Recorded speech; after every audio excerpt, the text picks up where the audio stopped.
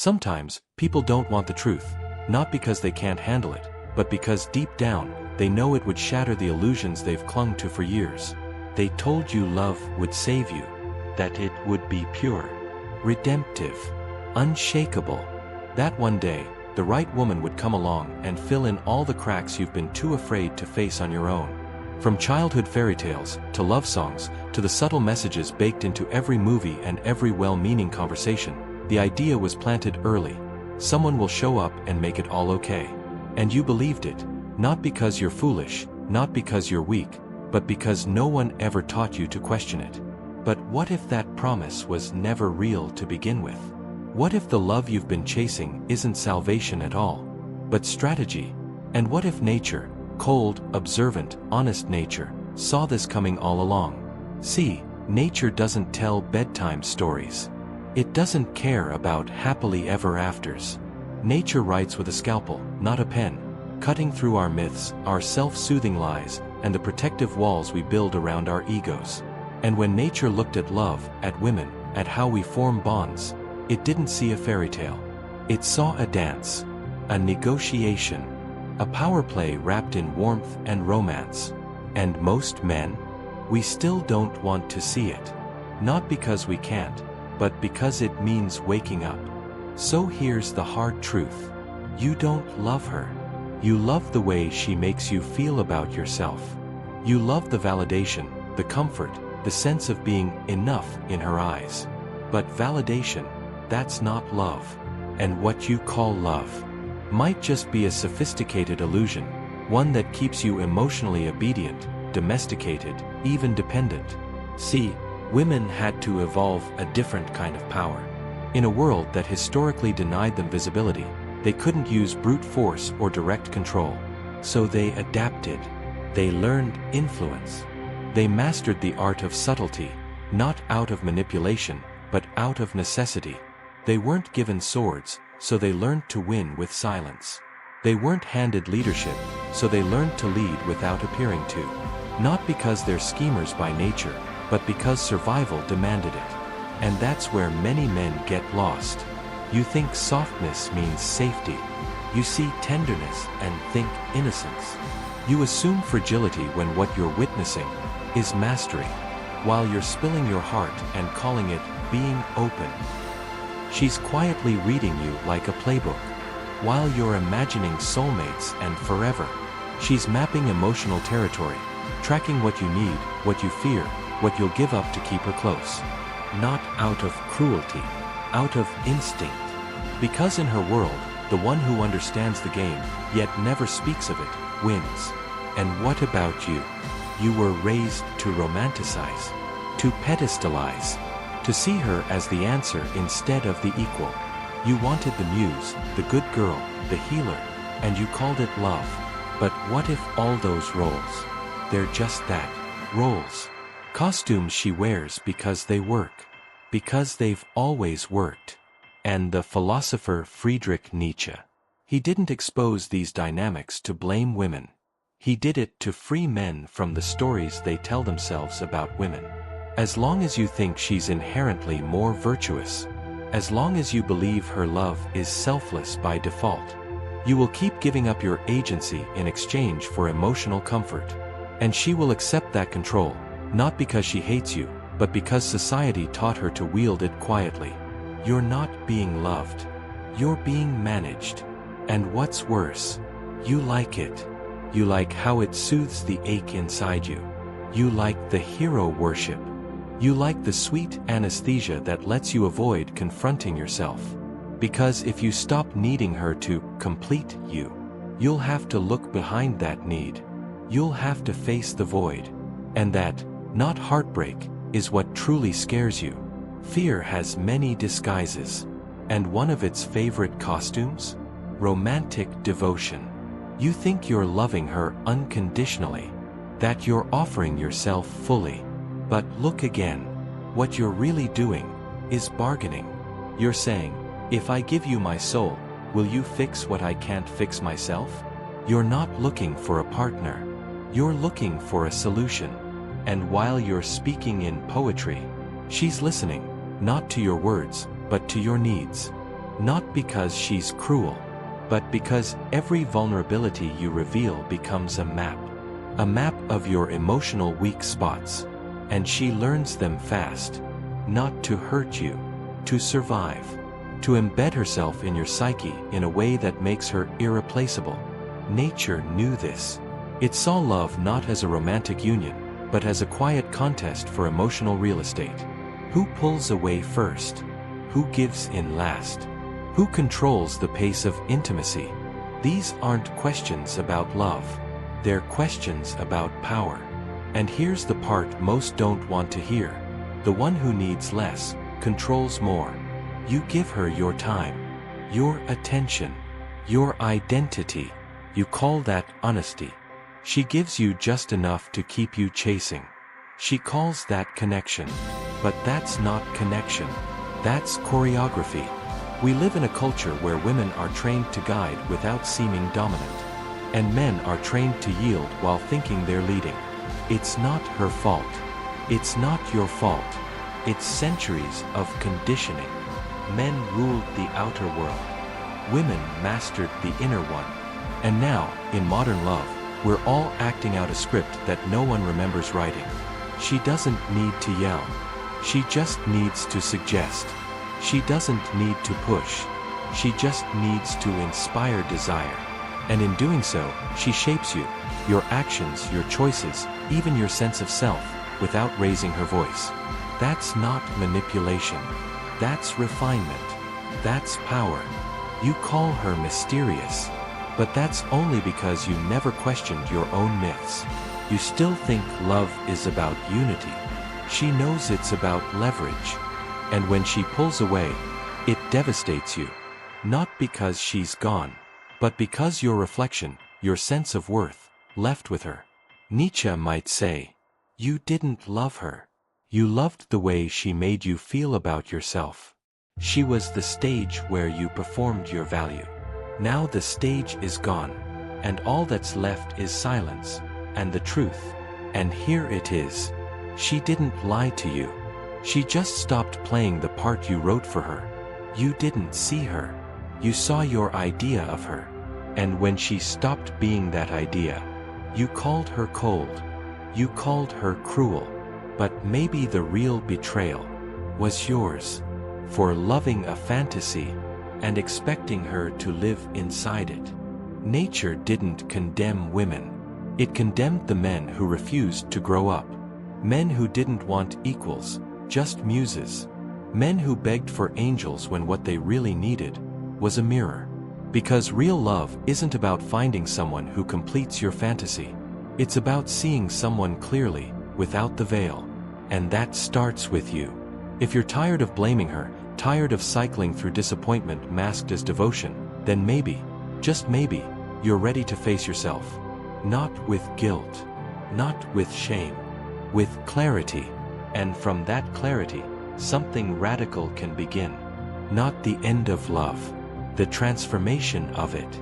See, you were taught love is the highest virtue, that to love selflessly is noble, that giving everything, sacrificing your desires, and suppressing your doubts is what makes you a good man. But what if that selflessness is just another disguise, a mask for emotional dependency? Because beneath all those poetic gestures, beneath the grand declarations and unconditional promises, is a quiet fear. If I don't give her everything, she'll leave. If I don't make myself exactly who she wants, I won't be enough. If she doesn't choose me, I don't matter. So you offer more. You compromise more. You chip away at your own edges. Not because of love, but because of fear. And here's what's even harder to admit. This doesn't make you brave. This makes you compliant. You think you're being romantic, heroic even. But what she sees is control. Not through aggression, through presence. You orbit around her approval like a planet around a sun. Your identity begins to revolve around how she sees you, how she responds to you. And she feels it. Not in your words, in your surrender. She doesn't have to tell you what to do. You do it anyway. She doesn't have to ask you to change. You change anyway. Why? Because you've made her affection your anchor. You've made her presence your proof of worth. But she didn't ask for that. She didn't ask to be your savior. She was just being herself. And you projected divinity onto her, turning her into a symbol. Not a person. A mirror.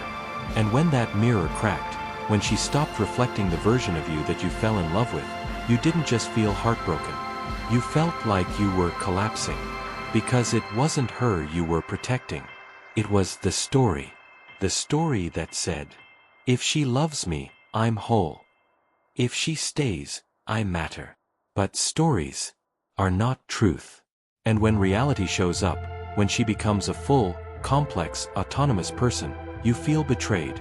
But what you're actually feeling is awakening. Nietzsche would say the lie wasn't her. It was in you, in what you needed her to be. You called her gentle, but she was observant. You called her nurturing, but she was strategic. You thought she surrendered, but really, she was choosing. Always choosing. With care, with precision. Because she understood something most men never learn. The one who sees the dynamic clearly, holds the power. And now the illusion begins to crumble. You remember moments where her smile felt rehearsed. Moments where she answered your feelings before you even spoke them. You thought she was magical, intuitive, psychic, even. And she was, but not in the way you imagined. Her intuition isn't a gift. It's a skill. One sharpened by necessity. It's how she learned to stay one step ahead in a world where open confrontation wasn't an option. Where expressing direct power would be punished. She didn't manipulate. She adapted. This isn't about blame. It's about seeing clearly. We live in a world that sells love as mutual surrender, but practices it as mutual leverage. Where vulnerability is praised, but also weaponized. Where intimacy is traded, not given freely. And when you finally see this, you're faced with a choice. You can grow up, or you can break down. Most people break. They go running back to the myth. They find a new woman, a new muse, a new emotional performance partner. They say, this time it'll be different. But it won't. Because the roles haven't changed. Only the actors have. And until you stop needing someone to play that role, you'll never meet the actual person beneath the mask. So what happens when the mask finally drops? When you stop looking for characters in your fantasy and start seeing people as they are. Something shifts. You stop seeing her as a puzzle to be solved or a goddess to be worshipped, and you start seeing the truth. She's a human being who learned to wield relational power because she wasn't allowed any other kind. Not because she wants to control you, but because it's the only form of power she was ever taught to use. So instead of asking, is she ready to love me? Ask, am I ready to see her without the myth? Because only then will you see yourself without the myth. And only then can love become something real. Not a role. Not a transaction. Not a fairy tale. A revolution. And if this hit something deep inside you, if it stirred discomfort, if it poked at an uncomfortable truth, good. It means you're waking up. It means you're ready to stop clinging to illusions. This isn't about hating women. It's about seeing them clearly. And seeing yourself clearly, maybe for the first time. And that's the beginning of something better. Not softer, but truer. Most people don't want truth. They want reassurance. They want the myth to stay intact because the myth is comforting. The myth makes them feel noble, and loved, and chosen. But if you're still here, listening, thinking, feeling this, then you're not most people. You're ready to let it break. Because when the story finally dies, something else can take its place, something real. Not the fantasy of being rescued, but the power of being responsible. Because here's the part that no one tells you. You weren't betrayed by her. You were betrayed by the idea you clung to, the fantasy you projected, the story you scripted in your head and begged her to act out. She just stopped performing it. And when she did, the illusion shattered. You didn't lose love. You lost the character you cast her to play. You didn't see her. You saw what you needed. And when she stopped playing along, you called her cold, distant, heartless. But maybe, just maybe, she was never those things. Maybe she was just tired of being your mirror, of being the one who had to hold your self-worth in her hands. Because let's be honest, you never really asked who she was. You asked how she made you feel. And that's not connection. That's consumption. You wanted her to be your peace, your purpose, your proof that you mattered. And that's too much weight to put on anyone's shoulders. That's not love. That's emotional outsourcing. So where do we go from here? We go inward.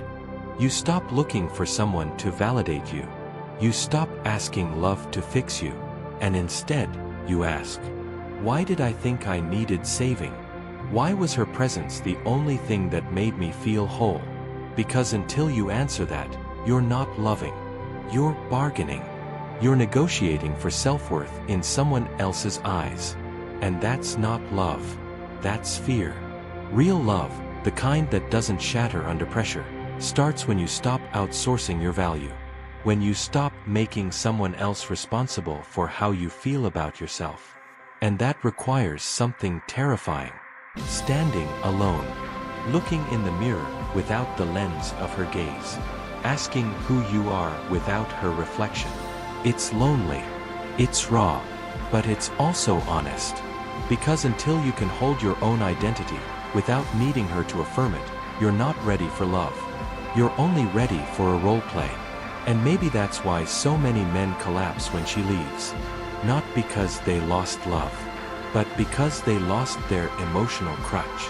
They didn't fall apart over her absence. They fell apart because their mask went with her. That carefully curated version of self, the one built to be accepted, adored, needed, vanished. And what was left? A silence too loud to ignore. But here's where things get interesting. That silence. That's the birthplace of truth. Because once the fantasy burns down, the real work begins. Not to become who she wants, but to become someone who no longer needs permission to exist. To become whole, not because someone loves you, but because you chose to love yourself, without needing applause. You want to know what scares the system? A man who doesn't need the story anymore. A man who sees the dance for what it is, and chooses presence over performance. Who chooses clarity over comfort. Who no longer gives his power away in exchange for affection. Because when you get there, when you stop asking her to complete you, or fix you, or reflect you, then something incredible happens. You can finally see her. Not as a fantasy. Not as a savior. Not as a mirror. But as a full human being. Flawed, complex, strategic, intuitive, brilliant. Not because she's trying to manipulate you, but because she had to survive a world that gave her relational power instead of structural power. Because the world taught her to shape space, not command it. And when you stop resenting her for that, and start respecting it, the dynamic changes. Now love isn't a battlefield. It's a meeting. Two sovereign beings. Two self-aware adults. Not performers. Not projections. Just people. Honest, flawed, and free. And maybe that's the most radical act of all. To stop clinging. To stop worshiping. To stop needing. And instead, to witness. To love someone not because they rescue you, or reflect you, or make you feel significant, but because they are. And you are. No scripts. No saviors. Just truth. So what do you do now? You stop chasing illusions. You start building a self so solid that love becomes a choice, not a need. A gift, not a gamble. An offering, not a bargain. You stop trying to be the man she'll love, and become the man who loves without losing himself. And when you do that, When you step into that level of wholeness, you don't fall in love, you stand in it, not from a place of desperation, but from grounded clarity. And from there, love stops being a transaction. It becomes transformation. If this made something inside you sit up and listen, if it shook your comfort, cracked your narrative, or made you feel like maybe, just maybe, you've been living inside a myth, then good. Because myths don't need preservation. They need to burn. So truth can rise from the ashes. And if that truth helped you today, don't keep it to yourself. Share it. Like it. Send it to someone who's still chasing the story. Who's still looking for salvation in someone else's eyes. Not because they're weak, but because they deserve better. Just like you do. You've heard the lie long enough. It's time to live the truth. And that truth. Love isn't where you hide from yourself. It's where you find the courage to meet yourself. Fully, finally, and without illusion. If you're ready for that, I'll meet you there.